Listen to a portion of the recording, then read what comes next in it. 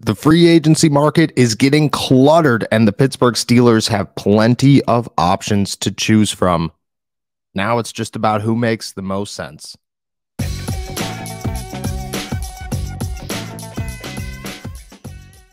What's going on, everybody? I'm Noah Strackbine. Thank you for jumping on to Steelers to Go, your daily to-go cup of Pittsburgh Steelers news and analysis. Find us on youtube.com/All Steelers Talk and subscribe anywhere you get your podcasts. And today, we're talking about the busy day in the NFL that led to plenty of options for the Pittsburgh Steelers. The free agency market is now crowded with linebacker options, and the Steelers, well, they're going to be very open to adding one. The expectation right now is that the Steelers add at least one veteran in free agency to their inside linebacker group, and chances are they add a veteran at the outside as well, along with possibly somebody at the defensive end position and maybe a nose tackle. The defense is going to be a heavy concentration for this team come the offseason, or once the offseason officially starts. And right now, there are 4 or 5 options that have recently hit the market that the Steelers are going to look through. Do all of them make sense? No, but that's why we're here. We're here to talk about who is realistically on their radar and who's not, because out of the 4 or 5 names that have dropped, I think maybe 2, maybe 3 max makes sense for the Steelers. And more importantly, who realistically is going to end up in Pittsburgh? That's the conversation to be had. There's one thing to take note of first. I still fall under the notion that the Pittsburgh Steelers are going to use a high draft pick on an inside linebacker. I do not move away from the thought that a guy like Trenton Simpson or Noah Sewell or Drew Sanders is on the Steelers' radar at that 32nd pick. I believe that the Steelers want that next generation of inside linebacker, the guy that is super versatile, who could play the edge, who could play inside, who could spy the quarterback, who's probably one of the fastest guys on any football field, who could play coverage. They want that Micah Parsons. They want that guy who's super athletic, who could come in here and fill multiple roles for these guys and try to build on the inside. That's who they're looking for. But they also understand that this inside linebacker class is very much potential driven. It's not these guys are ready to make a splash right now. It's these guys are ready to play a role right now, but they're not ready to be the superstar that we need them to be in the middle.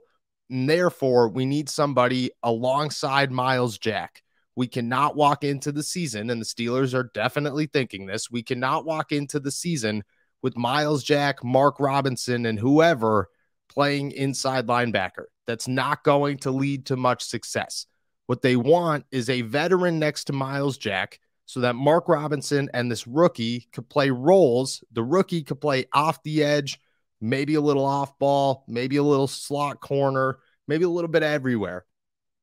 But they allow him to move around without being stuck in a primary position, and they still have 2 inside linebackers that they feel very confident in starting. Of the free agents that hit the market, only one is an inside linebacker, and that one makes the most sense right off of the jump. Eric Kendricks. Now, there are some concerns with Eric Kendricks. He's not very pass heavy. He's not a coverage inside linebacker. He's a run stuffer. He's a big hitter. He's a guy that, yeah, he'll total you 120 tackles in a season, but chances are he's going to give up some plays in coverage. He's not going to be able to defend tight ends against the pass. He's a liability once a quarterback drops back, and the Steelers have had enough of that. But at the same time, they fully believe, or if they have a rookie, they'll fully believe that that guy could be their pass inside linebacker, their coverage inside linebacker, while Kendricks and Myles Jack, who isn't terrible in coverage, can be the run stuffers. The thing that makes the most sense with Kendricks is simple. He had 137 tackles last season, 8 tackles for loss. You feel very good about that. He's 31 years old, so he's not going to be looking for a huge payday, but he's a good bridge player to where the Steelers can look at this and say, this is an option for the next 2 seasons, or maybe even just a season, while a rookie comes in here and develops. Mark Robinson gets another year to develop, and then next year we're able to make a decision on where we're going at inside linebacker. They don't need to have a long-term solution right now. They just need to have the ability to fill the space with reliability until next season. Eric Kendricks brings that option. And on top of that, he was set to make $11 million this season. There's no way he's going to make as much as $11 million. If you could get him for cheap, somewhere around $6 or $7 million in 2023, he is the perfect option to come in here on a low budget, start next to Myles Jack without any concern about whether or not he can still start, provide leadership that a young inside linebacker room will need, and offer that comfortability so that the Steelers don't have to stress about who's out there with Myles Jack. Seems like a perfect fit. Is he the best fit? I don't know. I think that the market has to be crowded enough to where we could sit down, look at everything right before the league year starts and say, okay, these are all of the options. Is Eric Kendricks the best one? Is David Long the best one? Is Tremaine Edmonds the best one? Who can the Steelers afford? Who will the Steelers want to afford? How long will this guy have to stay in Pittsburgh? How long do the Steelers want him to stay in Pittsburgh? There's a lot of questions to answer. But right now, out of the names that have recently hit the market, Eric Kendricks makes a lot of sense for the Pittsburgh Steelers. The next name is Leonard Floyd, who was a bit of a shock to be cut by the Rams, who saved about $3 million, lost about 16 that they could use over the next couple of years to lower that cap hit. But overall, a shocking move, one that the Rams are going to make plenty of this offseason. We get it. They're going to just clean house so that they have some cap space. But getting rid of Leonard Floyd coming off his third 9-sack season at just 30 years old, he'll be about 31 once the season starts. A bit of a shocker. For the Steelers, possibly the perfect fit. It's been a while since Leonard Floyd hasn't been good at football. He's gone 10.5, 9.5, and 9 sacks the last 3 seasons. He had 10 tackles for loss last year, 22 quarterback hits, a fumble recovery, and he's played 17 games the last 2 years. It's been since his second season in the NFL in Chicago since this guy has missed a game. And you know what Mike Tomlin says all the time. The best ability is availability, and he has that. This is the concern with Floyd, is he was set to make $22 million this season. And yeah, at 31 years old, chances are you're not going to make as much money as you were going to make on your last contract. But still, he's only had 1 year of major money, and chances are he's not going to be looking for a super low pay decrease. 9 sacks last season, 9.5 the season before, and 10.5 the season before that. 22 quarterback hits. This guy still has the ability to be a game wrecker. I think that he understands that. His agent is going to be looking for an opportunity for him to start. And on top of that, once you're looking for an opportunity to start, you're looking for starter money. Leonard Floyd, probably not a income option for the Pittsburgh Steelers, probably not a salary cap realistic option for the Pittsburgh Steelers as they move forward and try to find that guy behind TJ Watt and behind Alex Highsmith. But if for some reason this guy decides that he is just looking for the best fit without taking a major payday, he's okay with leaving money on the table and he's okay with leaving reps on the table, I mean, the Pittsburgh Steelers are the perfect option. He walks in here and he's allowed to be that third guy who will play plenty of snaps behind TJ Watt and Alex Highsmith at 31 years old. Chances are he's going to at least make a little bit of money, maybe not a whole ton. And he'll be in a defense where he will get opportunities to get to the quarterback. Again, I have a hard time believing that Leonard Floyd is going to walk into this offseason and say, yeah, you know what? My free agent market is a backup with a low money. The Pittsburgh Steelers are sure wishing that that would be a thing, but realistically, it's not. And I don't think Leonard Floyd is a real option for Pittsburgh, but I've been shocked before, and maybe I'll be shocked again. Another surprising name that probably is going to be way too high for the Pittsburgh Steelers is defensive end Frank Clark, who could come in here, replace Larry Ogunjobi, be next to Cam Hayward. Truthfully, you want to sign a guy that you know can make an impact right away, who could be a dominant force on this defensive line. You go out and you sign Frank Clark. The dude's been a monster his entire career. There's no shortage of big plays and dominant performances from Frank Clark. The problem is that, again, he's 29 years old. He's about to be 23, or he's about to be 30, excuse me.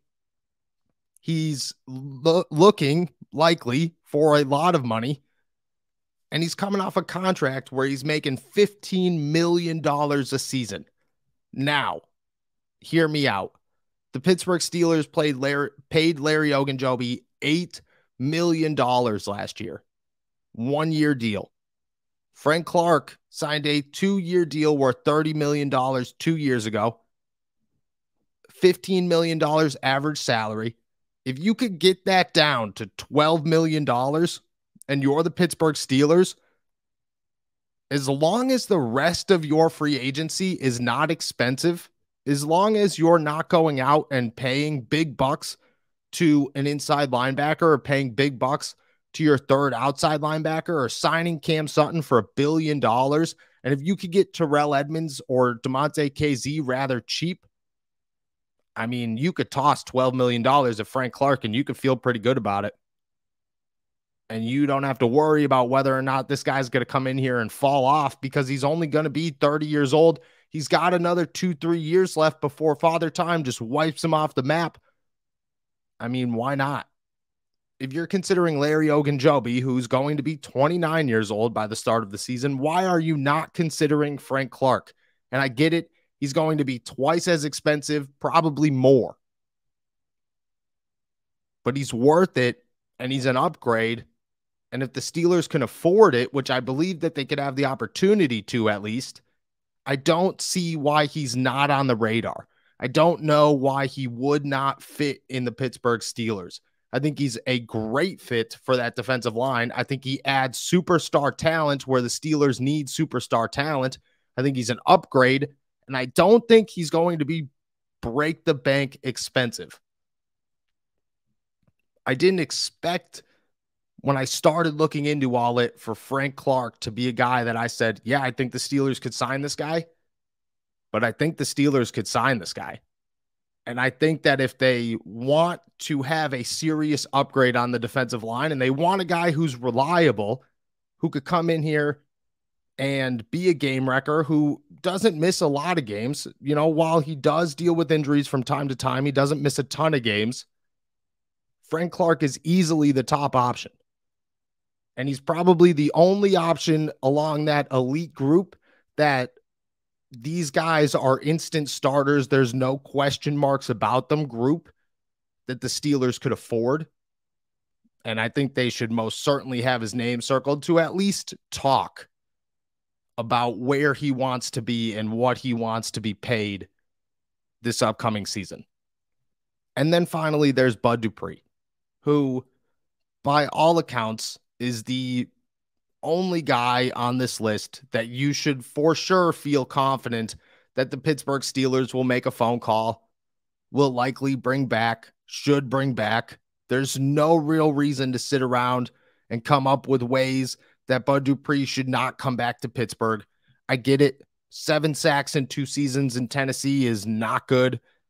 He struggled in Pittsburgh up until that last season, but to come to Pittsburgh, to be familiar with that defense, to be familiar with TJ Watt and Alex Highsmith, to be familiar with the locker room and Mike Tomlin and Cam Hayward and Minkah Fitzpatrick and all the pieces that are already there, and to be able to sit behind TJ Watt and Alex Highsmith, play a much smaller role than he played the last time he was here or that he played in Tennessee, and just be able to be that guy off the bench. I mean, that is the exact situation that the Pittsburgh Steelers have looked for the last 2 or 3 seasons and have been unable to find. And you have a hard time believing that Bud Dupree is going to be worth any money on the free agency market. He was set to make $20 million this season. That's not going to happen. So he got cut.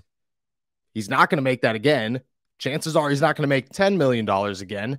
I think you could sign him for anywhere from $5 to $7 million for a year or two. Bring him in. He's going to be happy just to have a job and to be somewhere where he can make an impact, because he's spoken heavily the last 2 years about how the ACL injury has really beat him up and he just wants to get back to football. I mean, Pittsburgh just makes all the sense in the world for this guy. Bud Dupree makes all the sense in the world for the Steelers. It's a match. It was a match early. If they had the funds at the time, they would have kept him. But they had to pay Ben Roethlisberger. They had to pay TJ Watt. They had a lot of contracts coming up. They had no cap space and COVID hit. I'm just saying, I think that you bring back Bud Dupree on the cheap. You don't worry about outside linebacker in the NFL draft. You do it rather soon, so you don't have to worry about how much money you're going to have to spend on him after you sign other guys. He should be the Steelers' first free agent signed, easiest free agent signing, and one that makes the most sense for both sides. It's a win-win for Bud Dupree and the Steelers. I think everybody's waiting for it at this time. And a reunion, if I had to guess, is coming, and it's probably coming soon.